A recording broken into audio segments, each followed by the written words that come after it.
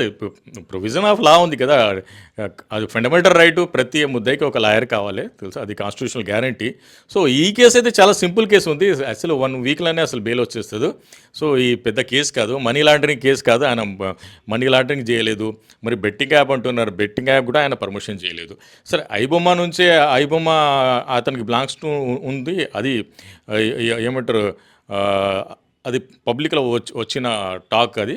So దాని మీద ఇటువంటి కఠినమైన వేరే అదర్ సెక్షన్స్ ఏమి మెయింటైనబుల్ కాదు అది. సో జనరల్గా మీరు అన్నట్టు కొన్ని ఆరోపణలు ఎదుర్కొని పోలీస్ కస్టడీలో ఉన్న వాళ్ళకి కుటుంబ సభ్యులు ఆసరాగా నిలుస్తారు.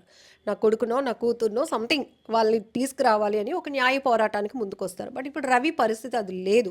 కానీ మీరు స్వతహాగా వాలంటీర్గా ముందుకొచ్చి రవికి నేనున్నాను అనే ఒక సింగిల్ స్టేట్మెంట్ ఇవ్వగానే జనాలందరూ కూడా సార్ మీకు మేము సపోర్ట్గా ఉన్నాం, రవిని బయటకు తీసుకురండి, రవి పెద్ద తప్పు నేరం ఏం చేసేయలేదు, ఎందుకంటే పేదవాడికి సినిమాను దగ్గర చేయడమే ఆయన తప్పు అంటే కనుక దీన్ని ఎంకరేజ్ చేసిన వాళ్ళందరూ కూడా నేరస్తుల కిందే వస్తారు అని.